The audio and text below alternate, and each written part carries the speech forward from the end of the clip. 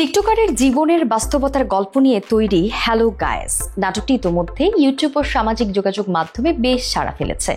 এই নাটকের সাথে বর্তমান সমাজের সঙ্গে মিল রয়েছে। নাটকটি প্রায় 6.5 মিলিয়ন মানুষের মন জয় করে নিয়েছে। এখনকার সময়ের বাস্তব চিত্র, এমন হাজারো মন্তব্য ছেয়ে গেছে ইউটিউবে নাটকের কমেন্ট সেকশন।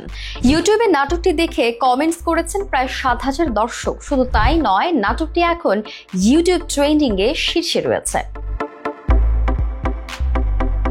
হ্যালো গাইস নাটকের গল্প লেখা হয়েছে এক কন্টেন্ট ক্রিয়েটর পরিবারকে ঘিরে, যারা জীবনের সব মুহূর্ত ভাগ করে নেয় অনলাইনে।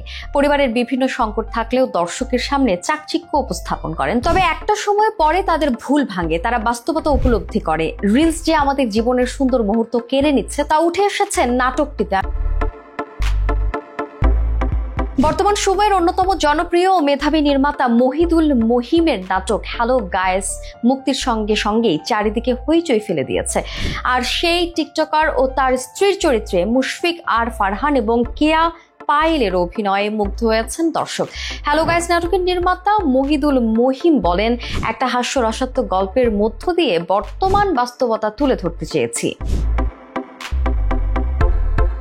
রিলস আমাদের জীবনে অনেক প্রভাব ফেলছে। এখন অনেকেই মনে করেন প্রচুর অর্থ কামাতে হলে পরিশ্রমের দরকার নেই, ফেসবুক ইউটিউব থেকে লাখ লাখ টাকা আসবে, হয়তো 100 জনের মধ্যে 10 জন এখানে সফল। কিন্তু এই লোভে সবাই ছুটছেন। এর ফলে পরিবার, বন্ধু বান্ধব, আত্মীয় স্বজন থেকেও অনেকেই দূরে সরে যাচ্ছেন।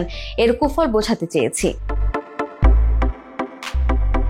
হ্যালো গাইস নাটকে ফারহান, কেয়া পায়েল ছাড়া আরও অভিনয় করেছেন আরফান, মৃধা শিবলু, আমানুল হক হেলাল, জয়নাল জ্যাক, মিশকাত মাহমুদ, বিল্টু শামীম, মাহবুবা মাহিয়া প্রমুখ।